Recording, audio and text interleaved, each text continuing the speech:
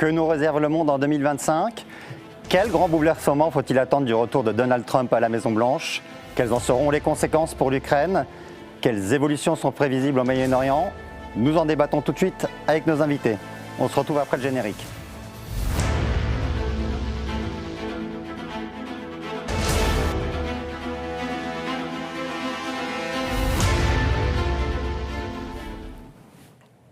Dominique Moisy, bonsoir. Bonsoir. Merci d'avoir accepté notre invitation.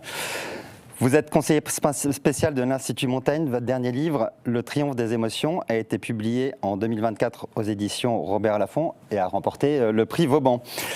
Isabelle Lasserre, vous êtes correspondante diplomatique du Figaro. Votre dernier livre, Macron-Poutine, les liaisons dangereuses, est paru en 2023 aux éditions de l'Observatoire. Nicolas Obarotte, bonsoir. Vous êtes le correspondant défense du Figaro. Alors, avant de commencer, on va démarrer tout de suite avec un extrait d'un discours de Donald Trump qui va nous rappeler un peu le passé et qui nous projette un peu dans ce qui nous attend à partir du 20 janvier lorsqu'il va revenir à la Maison-Blanche. I know Putin, I know President Xi, I know Kim Jong-un of North Korea, I know every one of them. And let me tell you, people will say, oh, this is terrible. He said, I'm not saying anything good or bad. They're at the top of their game. They're tough, they're smart, they're vicious, and they're going to protect their country, whether they love their country. They probably do. It's just a different form of love, but they're going to protect their country. But these are tough people at the top of their game. Dominique Moisy, est-ce qu'il faut attendre le retour d'un Donald Trump plus débridé que jamais et toujours aussi fasciné par les autocrates pour ce deuxième mandat?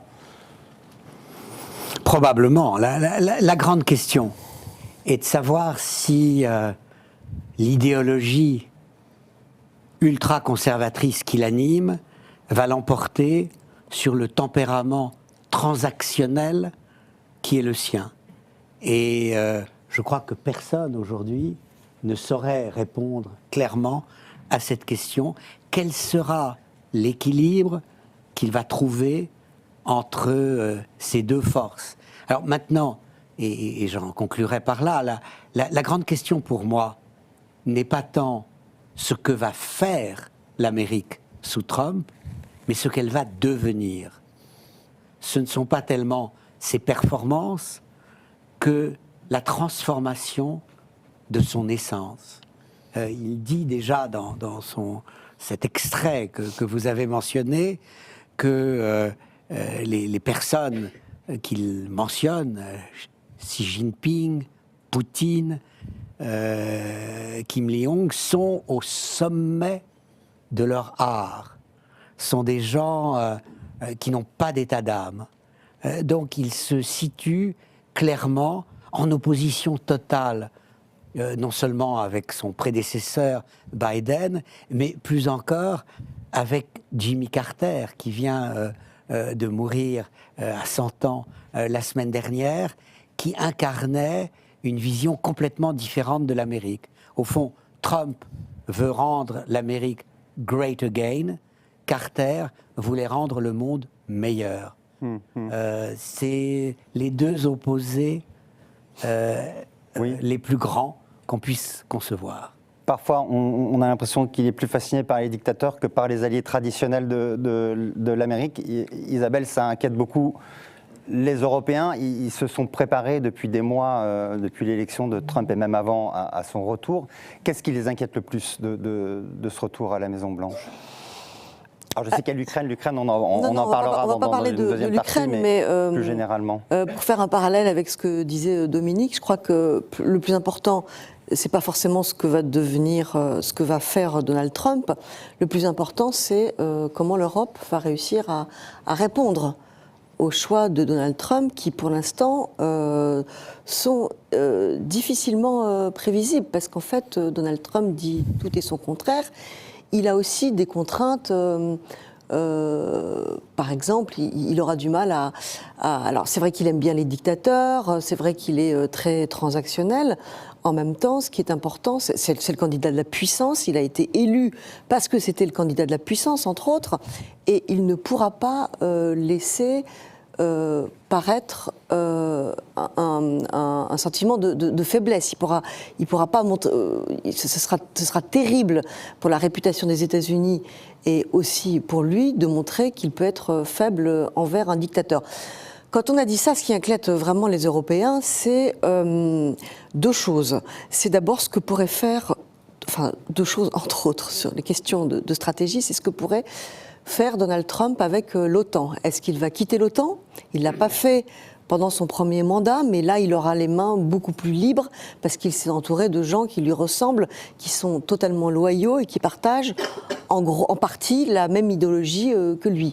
Est-ce qu'il va abîmer l'OTAN ou est-ce qu'il va se contenter, en fait, d'élever le niveau d'exigence vis-à-vis des Européens ? C'est-à-dire, par exemple, jusque-là, l'OTAN exigeait, donc les Américains ne cessaient de dire il faut partager le fardeau, il faut que tous les Européens dépensent 2% de leur budget aux questions de la défense, ce qui n'est pas encore le cas aujourd'hui.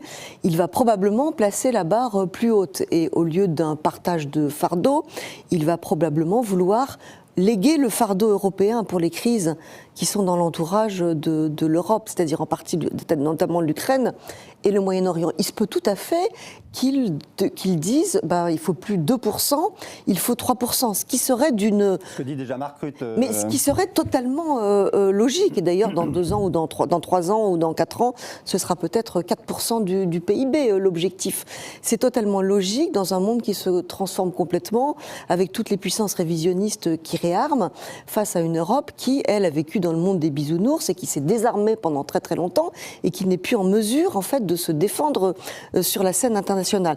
Donc c'est avant tout ça que, en fait, redoutent les Européens, c'est-à-dire d'être laissés à leur propre sort, avoir, en fait, le devoir de se défendre entièrement et de gérer leur grand étranger, si je peux m'exprimer ainsi, c'est-à-dire avoir à gérer tout seul les crises à l'est de l'Europe et au Moyen-Orient.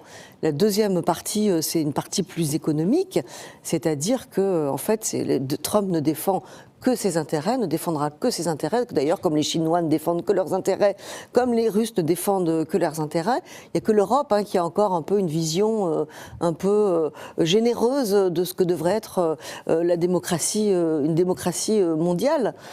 C'est au niveau économique, c'est l'augmentation des droits de douane, etc. Donc il y a une... Alors, est-ce qu'ils s'y sont préparés ? Oui et non, parce qu'il y a une espèce de tétanie quand même à l'idée du tremblement de terre trumpien, en fait, qui s'annonce le 20 janvier, qui sera d'ailleurs peut-être pas aussi catastrophique que ça. Trump va peut-être faire ses promesses ne seront peut-être qu'à moitié tenues. Et là, c'est là qu'on va voir si les rangs de l'Europe vont être soudés, parce qu'il y a déjà des Européens qui sont tentés de se précipiter à Washington pour conclure des deals personnels avec Trump en disant von der Leyen, par exemple, au nom de l'Europe, propose à Trump, propose d'acheter plus de gaz aux Américains, etc. pour amadouer Trump. Il y aura sans doute cette tentation en Allemagne, en tout cas tant que le chancelier Scholz est là. Il faut voir ce que feront d'autres pays comme la France et le Royaume-Uni. Merci Isabelle. Nicolas, d'un point de vue défense, est-ce que les Européens sont prêts à prendre le relais d'une Amérique qui se désengagerait un peu du monde ou pas du tout Absolument pas. C'est que les Européens ont délégué leur sécurité aux Américains et à l'OTAN pendant des décennies. Ils ont sous-investi dans leur appareil de défense, avec l'exemple de l'Allemagne qui est le plus frappant, qui remonte à le freerider de l'Alliance, en se disant que les Américains, étant investis en Europe, assuraient leur défense. On voit bien qu'aujourd'hui, ce n'est pas la priorité stratégique de Trump, parce qu'il regarde vers l'Asie. Autour de lui, beaucoup de gens disent l'enjeu majeur, c'est l'Indo-Pacifique, et donc l'Europe n'est plus une priorité. Et donc, à très court terme, les Européens sont confrontés à la nécessité de devoir investir pour rattraper ce retard militaire. Donc, depuis le début de la guerre en Ukraine, on y reviendra, on a augmenté les budgets, mais il manque encore beaucoup de choses qui sont très structurantes. C'est pas seulement mettre des milliards et acheter des chars. Il faut avoir des satellites, il faut avoir des moyens de communication, il faut avoir des centres de commandement. Et tout ça, ce sont les Américains qui le fournissaient. Donc, même si les Européens donnent beaucoup d'argent, ce que certains ont commencé à faire, une majorité de pays de l'OTAN maintenant dépensent 2%, et on voit bien, comme l'a dit Isabelle, au prochain sommet de l'OTAN, il sera question de faire 2,5, voire 3% comme objectif.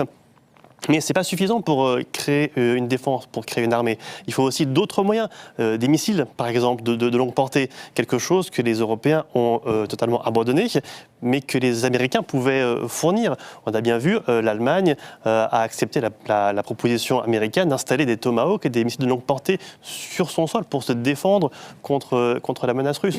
Donc les Européens sont dans l'urgence. Ils ont encore un peu de temps devant eux parce que la Russie est une menace, mais pas une menace immédiate. Il y a quand même un peu de temps avant qu'on puisse peut-être confronter à un réel danger. Mais ce temps maintenant doit être mis à profit par les Européens pour se réarmer, soit avec des deals avec les États-Unis, comme l'a dit Isabelle, pour acheter du matériel américain, soit au contraire pour construire, avec des fonds européens, soit pour construire un appareil de défense européen. Mais ça pose d'autres difficultés. Il faut une base industrielle, il faut une volonté commune, et ça se construit dans une Europe qui en manque de leadership. Parce qu'on a bien vu l'Allemagne, la France, le Royaume-Uni sont des pays qui sont en difficulté aussi au sein de l'Union européenne et en dehors. Et donc, il faut se tourner vers d'autres pays comme la Pologne, voire même la Finlande, la Suède, qui ont des bonnes armées et qui sont aussi susceptibles d'être un peu des drivers, des leaders, pour essayer de tirer les Européens pour construire une défense. Merci Nicolas. Dominique Moisy, Isabelle parlait de l'Asie et de la Chine, et on évoque toujours ce pivot.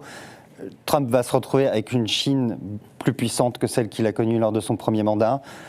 Si les Européens tardent à se réarmer, l'armée populaire de libération, elle, continue à investir massivement pour se développer.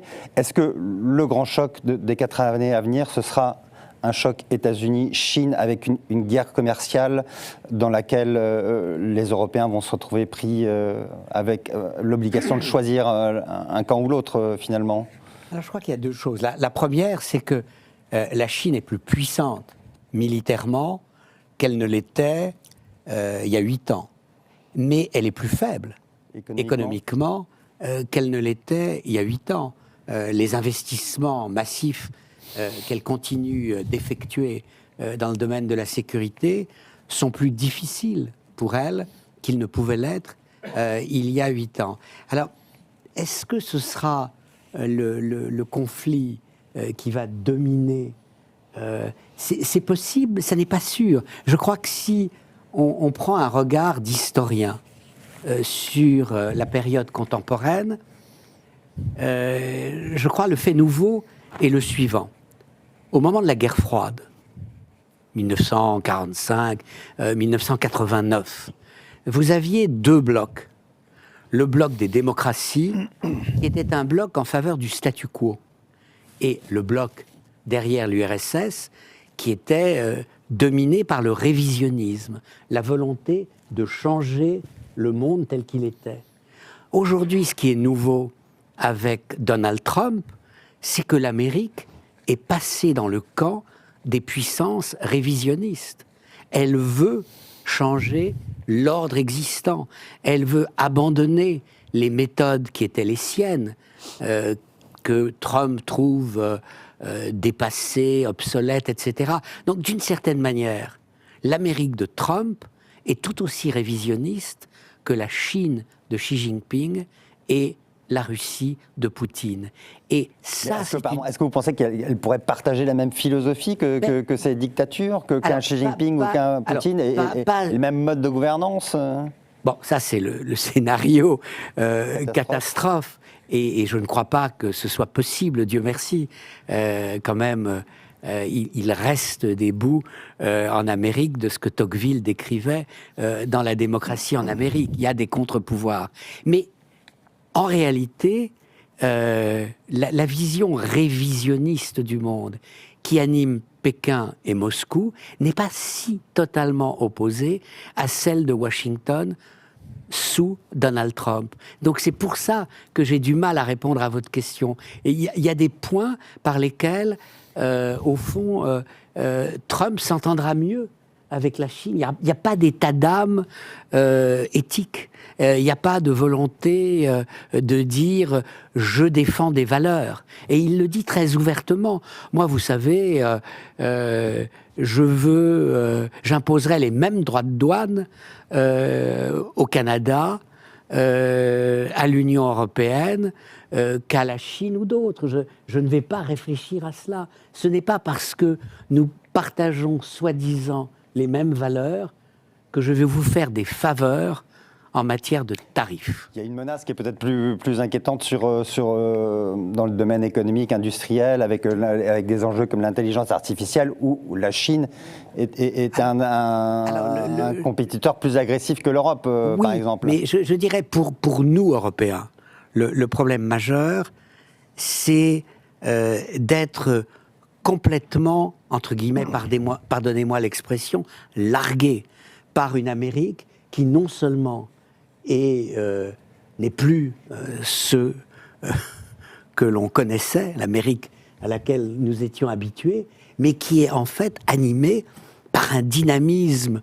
féroce porté par un intérêt national que ne vient modérer rien. Enfin, l'Amérique, je ne crois pas qu'elle sera isolationniste, mais elle sera certainement unilatéraliste. Je crois que quand Trump disait l'Amérique d'abord et qu'il ajoutait l'Amérique seule, c'est quelque chose que nous devons prendre totalement au sérieux. On voit qu'une arme dans cette stratégie qui s'est imposée pendant la campagne et depuis l'élection de Donald Trump, c'est Elon Musk. Isabelle, on voit un activisme d'Elon Musk qui soutient notamment en Europe un tas de dirigeants populistes ou même néo-nazis comme en Allemagne avant les élections. Est-ce que là, on a l'impression que c'est la double peine, hein, c'est le retour de Trump avec en plus le facteur Musk. Est-ce que c'est d'autant plus inquiétant pour les Européens ? Oui, alors ça ne va pas forcément durer tout le temps, hein, parce qu'il faut attendre peut-être que le 20 janvier, Donald Trump arrivera peut-être à canaliser Musk, qui est encore plus débridé que lui, et à le calmer un petit peu. Pour l'instant, on dit qu'il est tout le temps à Mar-a-Lago et qu'il est à l'oreille de Trump. C'est que les Américains ont élu un président et ils en ont aujourd'hui deux. Un qui a été élu et un qui n'a pas été élu, qui s'appelle Musk et qui est beaucoup plus présent que le vice-président élu, lui, Vance. Donc c'est incroyable. Plusieurs réflexions. C'est vrai qu'il y a une idéologie qui, en fait, entre vraiment en comment dirais-je, qui vient rencontrer des idéologies en Europe. Donc il est assez logique que Elon Musk essaye de les chatouiller quand il soutient l'AfD, le parti d'extrême droite, en Allemagne. C'est vrai, pour rebondir sur ce que disait Dominique, que Donald Trump et Elon Musk partagent en fait la même méfiance vis-à-vis d'une partie de certaines idées de la démocratie. Je veux dire, le 6 janvier au Capitole, c'est une remise en question des règles de droit quand on affirme que en fait, le président élu n'a pas été élu malgré toutes les preuves de son élection. Quand on dit, comme Donald Trump, que c'est pas grave, si le Canada n'arrive pas à payer les droits de douane, c'est pas grave, on va l'annexer. Alors évidemment, c'est pour rire, mais tout le monde ne dit pas ça pour rire. Du côté européen, quand même, la vraie question qu'il faut se poser, c'est pourquoi nous, les Européens, on n'arrive pas à produire des types comme Musk. Alors là, parce que le Musk, c'est pas que les tentatives d'ingérence dans les élections européennes et dans les partis politiques européens, mais c'est aussi Tesla, c'est aussi les réseaux sociaux, c'est aussi... SpaceX, ouais. Pourquoi nous, on ne peut pas produire des gars qui essayent d'envoyer des Européens sur Mars, qui créent des réseaux sociaux qui pourraient concurrencer X? En fait, c'est comme ça qu'il faudrait pouvoir répondre à l'ingérence de Musk, qui, juste, c'est ma dernière phrase, une fois qu'on a dit ça, il faut quand même rappeler que la principale source d'ingérence négative en Europe aujourd'hui, c'est encore la Russie, hein, c'est pas Alors, Elon justement, Musk. merci Isabelle. Nicolas, brièvement, en Allemagne, on a les deux. On a l'ingérence de Musk et l'ingérence russe. Quel sera l'impact sur les élections d'après vous, qui connaissez bien l'Allemagne? On voit bien que l'AfD, donc l'extrême droite allemande, est en progression en Allemagne depuis très longtemps. C'est un parti qui a émergé en 2012-2013 sur la crise européenne, mais qui a prospéré sur la crise migratoire et le rejet d'Angela Merkel. Et là, aujourd'hui, avec la faiblesse du gouvernement allemand sortant de la Scholz, c'est un parti qui, notamment en Allemagne de l'Est, engrange de très bons scores, voire est parfois premier aux élections locales.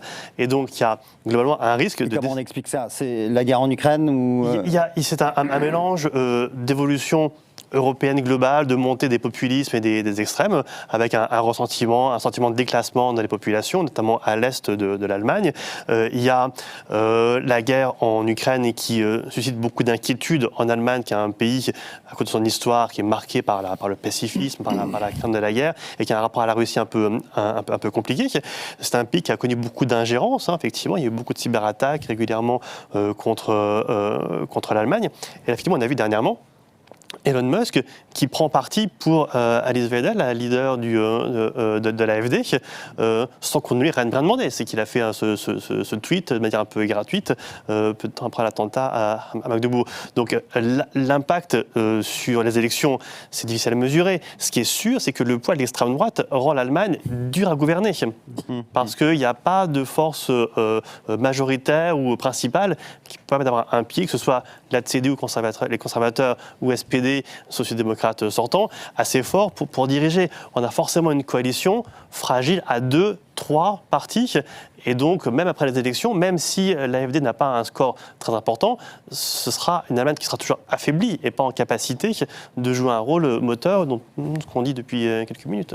Alors justement, vous parliez de l'AfD qui est un parti qui est quand même pro-russe, donc on voit que Elon Musk soutient un parti pro-russe. On va parler tout de suite de l'Ukraine, Dominique Moisy. Est-ce que il y a quand même des interrogations sur les intentions de Donald Trump lorsqu'il dit qu'il va faire la paix en une journée entre les Russes et les Ukrainiens. Est-ce que d'après vous, il peut se permettre de faire un mauvais deal, puisque ça fait partie de son raisonnement, il raisonne en bon deal ou en mauvais deal, et c'est quoi un accord honorable pour les deux parties, d'après vous, en Ukraine? Non. Je crois qu'il y a deux choses. Il y a la question du compromis territorial. Les territoires qui ont été conquis depuis 2014 par les Russes. Donc c'est au total 20% du territoire, c'est ça, si on compte 2014 et depuis 2022. Au sud et à l'est. Est-ce que aujourd'hui les Ukrainiens sont capables de les récupérer militairement? Et la réponse est non. Et je pense que c'est le fait nouveau, si j'ose dire, de l'année écoulée. Alors, à partir de cette situation sur le terrain et à partir de l'évolution géopolitique et en particulier de l'élection de Donald Trump, il y a deux questions qui se posent. La première, c'est qu'est-ce qu'on donne aux Ukrainiens pour leur faire accepter ce compromis territorial? C'est-à-dire qu'ils ont perdu 20% de leur territoire. Parce qu'on ne va pas les aider à récupérer ces 20%. C'est déjà bien si on continue à les aider sérieusement pour éviter que les Russes n'aillent plus loin. Alors sur les intentions des Russes, on va regarder tout de suite un extrait de Vladimir Poutine, justement. Насколько я себе представляю, вновь избранного президента, он все-таки человек умный и достаточно уже опытный, он, мне кажется, найдет решение. Тем более после того, как он прошел такое, скажем, очень серьезное испытание, как борьба за возврат в Белый дом. On n'a pas l'impression qu'il... Pardon, je vous ai un peu interrompu. On n'a pas l'impression qu'il soit prêt à de grandes concessions. Non. Mais en fait, là, on retrouve le premier sujet, si j'ose dire. Ce que sera l'Amérique de Donald Trump. On pourrait dire aux Ukrainiens, vous allez, pour les 80% du territoire que vous contrôlez toujours, devenir par étapes des Européens, des Occidentaux. Vous n'avez pas l'évolution à la biélorusse qui est devant vous, vous avez l'évolution à la polonaise. Vous allez devenir membre, peut-être pas officiellement de l'OTAN, peut-être pas très vite de l'Union européenne, mais vous serez parmi nous. Mais cet argument parmi nous, il perd de sa valeur si l'Amérique ne se soucie absolument plus de la cause démocratique, si Elon Musk invite les Européens à voter pour des partis d'extrême droite. Vous avez à l'angle de la rue de Rivoli et de la place de la Concorde une plaque très symbolique qui figure sur un bâtiment. Dans ce bâtiment a été signé le plan Marshall.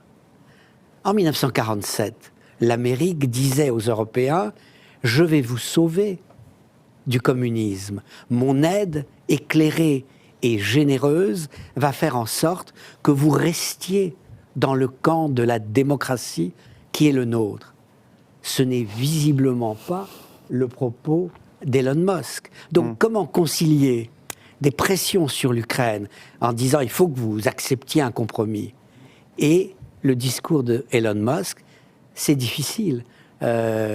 Il n'y a plus aujourd'hui que les Polonais, les pays baltes et du Nord et la Grande-Bretagne, qui est un discours parfaitement clair à l'égard de l'Ukraine. Alors, Emmanuel Macron, lui, a essayé, à l'occasion des cérémonies de la rouverture de Notre-Dame, de peser un peu sur le cours des choses. Il a fait un coup en réunissant Volodymyr Zelensky et Donald Trump.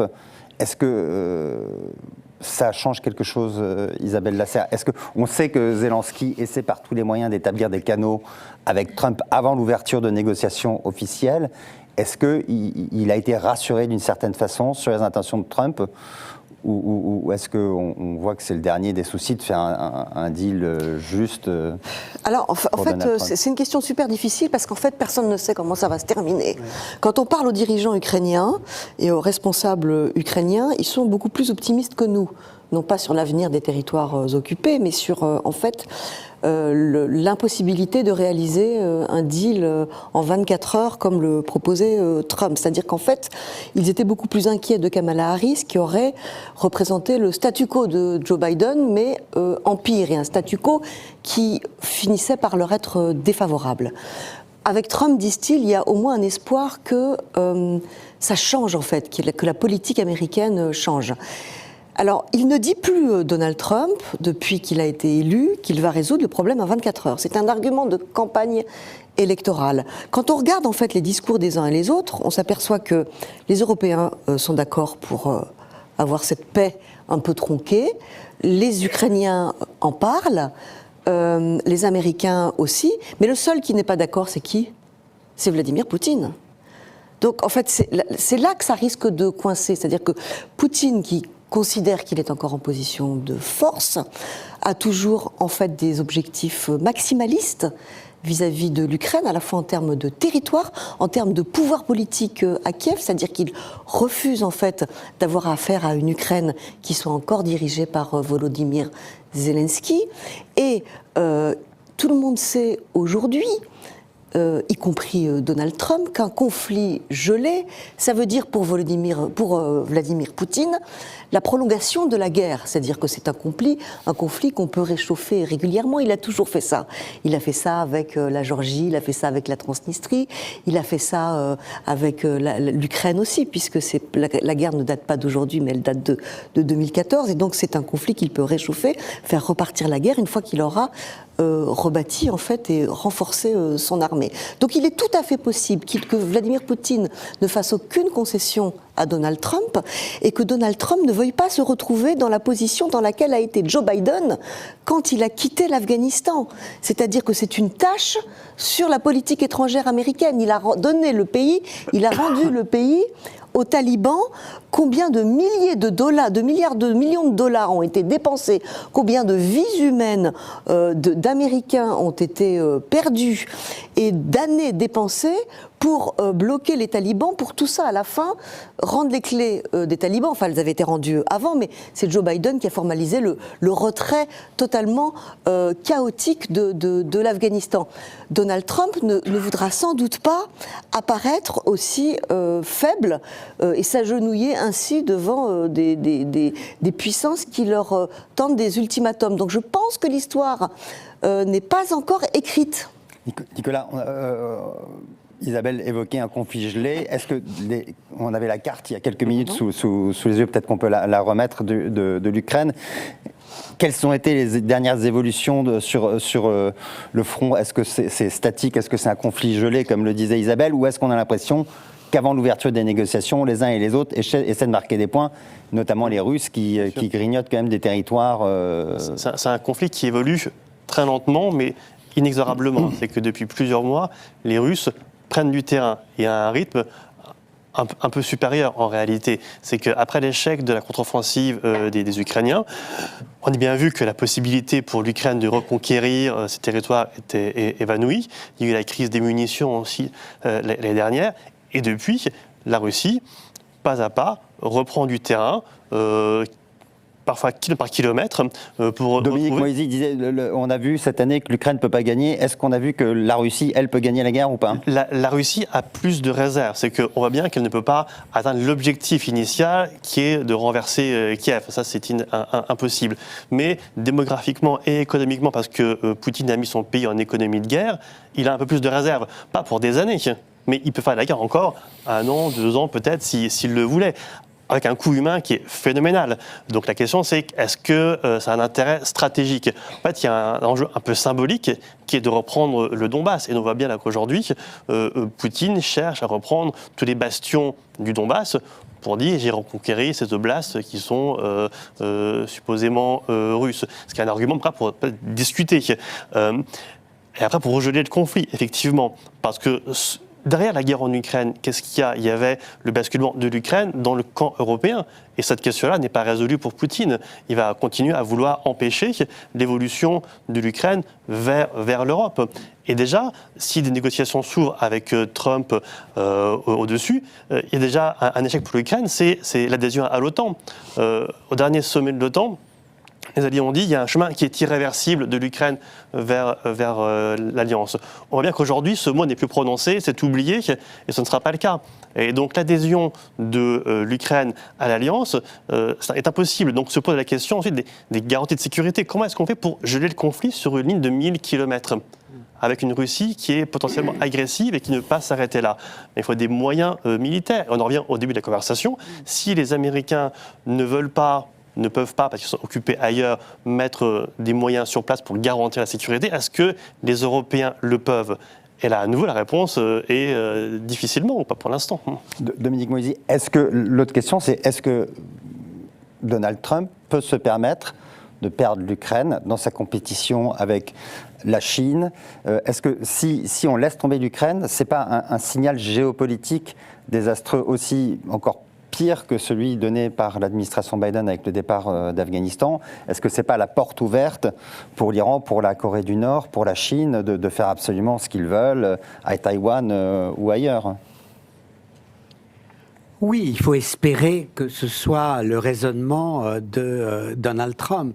Mais pour servir de lien entre vos sujets ukrainiens et Moyen-Orient. La Russie, la guerre en Ukraine lui a fait perdre un atout considérable au Moyen-Orient, c'est la Syrie.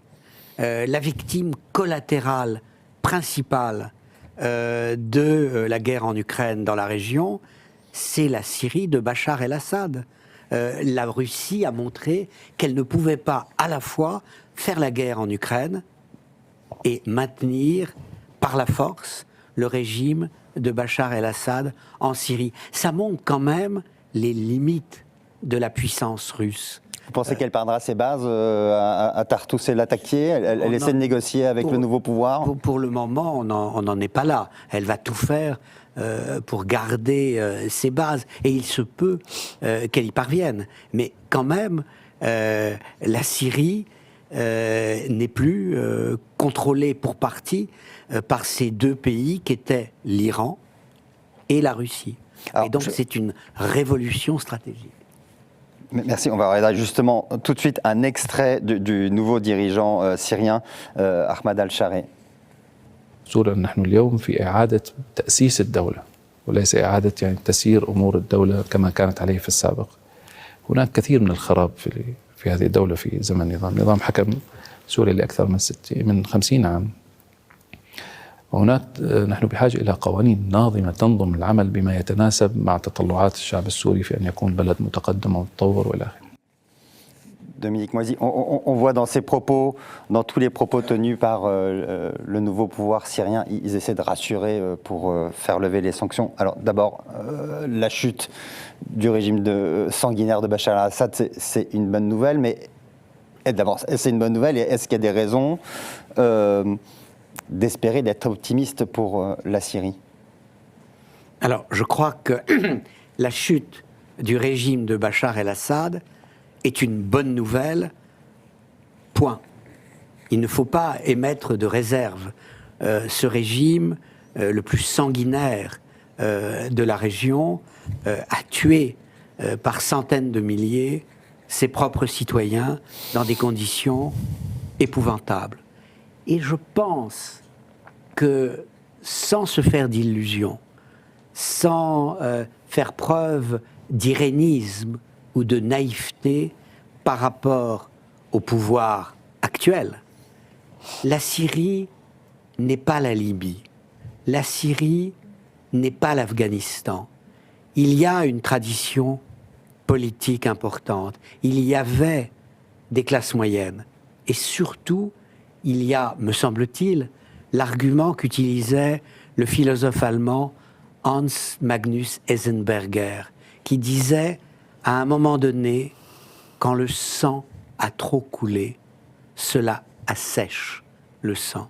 Je pense que la Syrie est un pays épuisé, qui ne veut pas se retrouver à nouveau dans une situation de guerre civile permanente. Et les premières déclarations du nouveau pouvoir qui m'ont paru le plus intéressantes ont été celles destinées à Israël. Nous ne sommes pas votre ennemi. Notre ennemi, c'est l'Iran.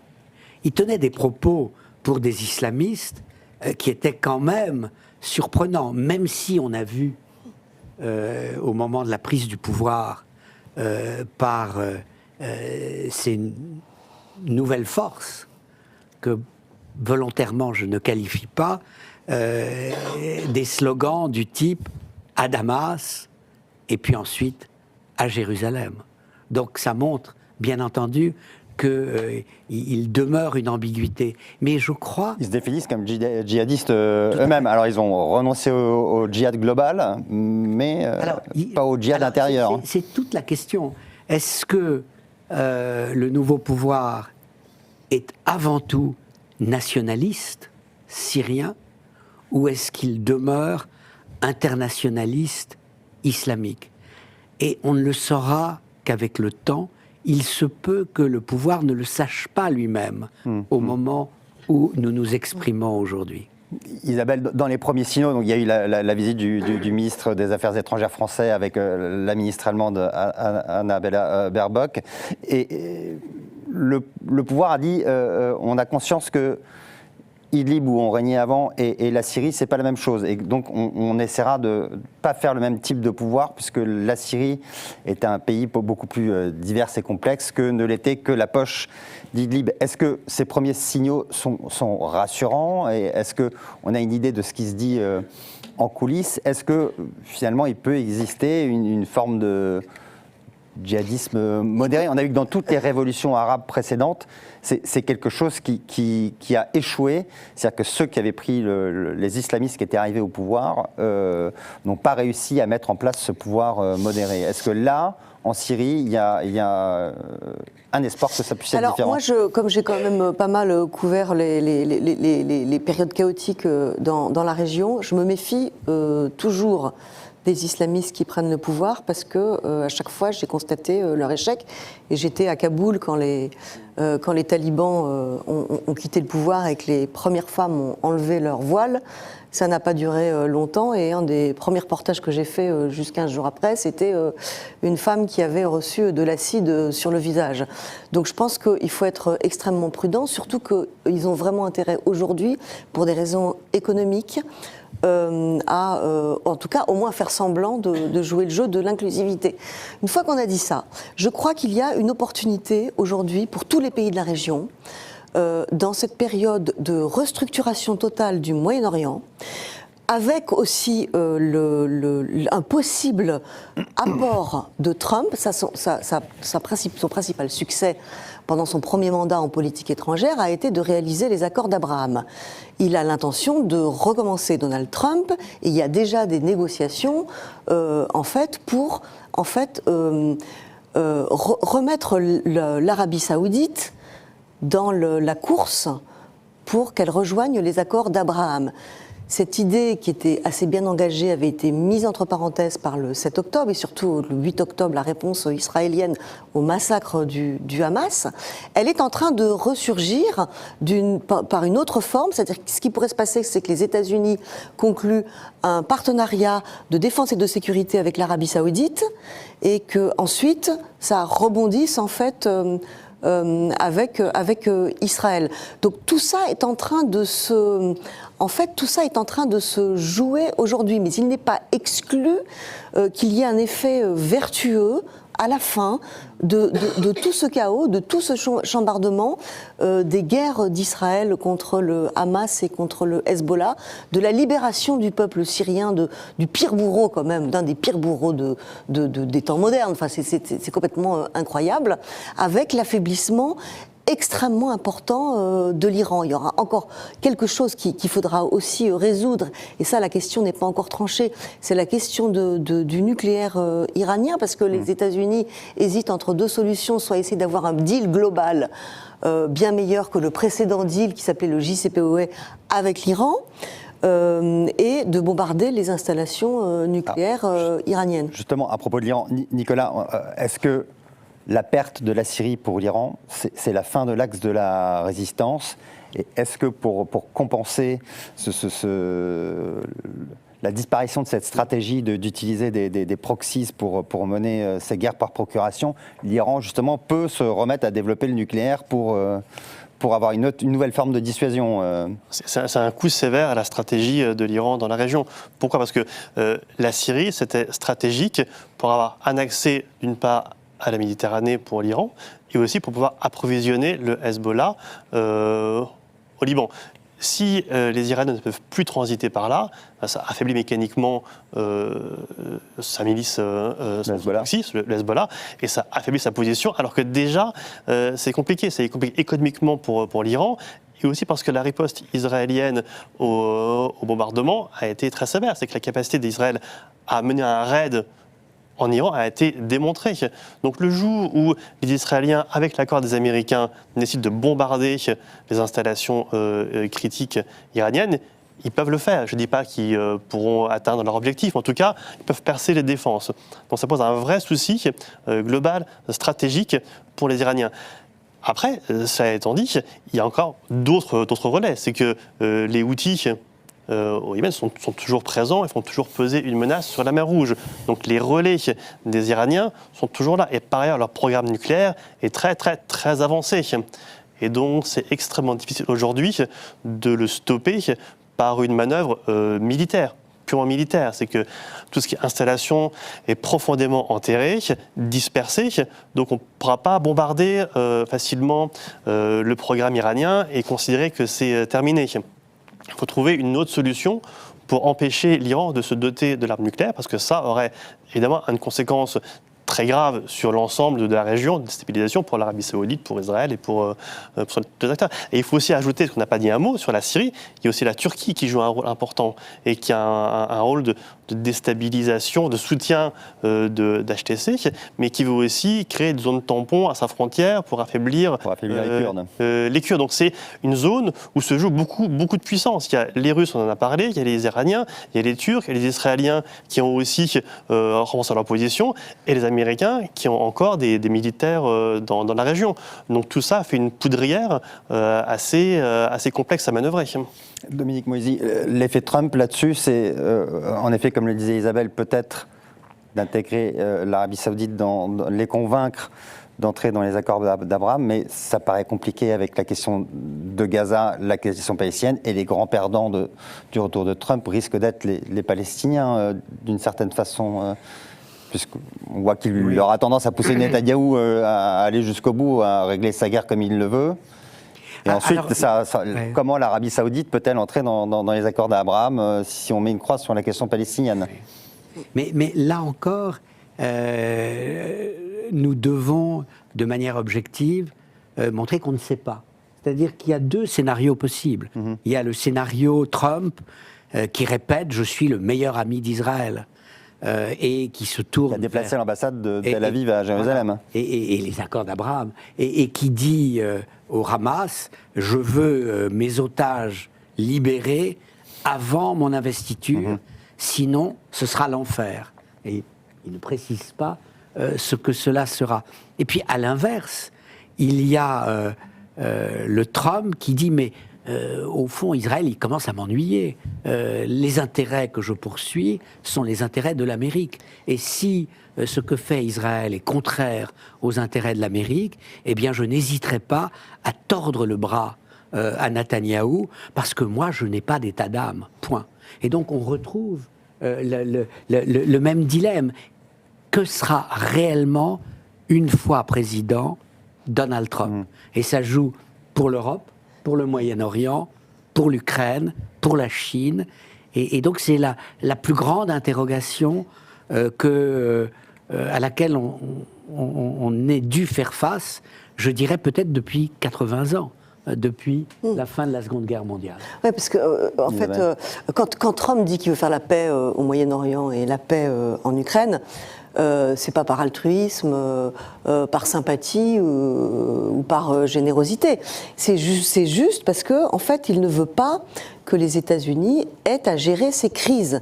Donc, quand il veut faire la paix, c'est pour, en fait, déléguer les questions, c'est que ce soit à peu près gérable et qu'ensuite ce soit l'Europe qui gère en fait le chaos qui serait devenu un chaos relatif ou beaucoup atténué. Donc c'est juste ça qui l'intéresse. En fait, il veut se débarrasser des dossiers Donald Trump. Les moyens justifiant la fin, pour lui, après, peu importe la forme que ça prendra. Ils sont sur la question des Palestiniens, elle est très intéressante parce qu'ils sont en train justement de décider d'une formule qui pourrait convaincre, qui pourrait mettre d'accord tout le monde. Je dis pas que ça se fera, mais c'est des choses qui sont en train d'être discutées en ce moment. C'est que l'Arabie Saoudite avait dit pas de rapprochement avec Israël tant qu'il n'y a pas la création d'un État palestinien. Maintenant, les formules qui sont décidées, y compris, qui sont discutées, y compris avec l'Arabie Saoudite, c'est un objectif de création d'un État palestinien à terme. Donc, et ça pourrait contenter Israël et l'Arabie Saoudite. Donc, en fait, il y a beaucoup de choses qui se passent en ce moment et tout est en train de changer. Donc, c'est super compliqué de prévoir l'avenir, mais même l'avenir le mois prochain, en fait. Non, ce que je crois, qui me paraît essentiel, c'est que sur cette question, il y a une part de continuité entre Barack Obama et Donald Trump. Donald Trump 2025.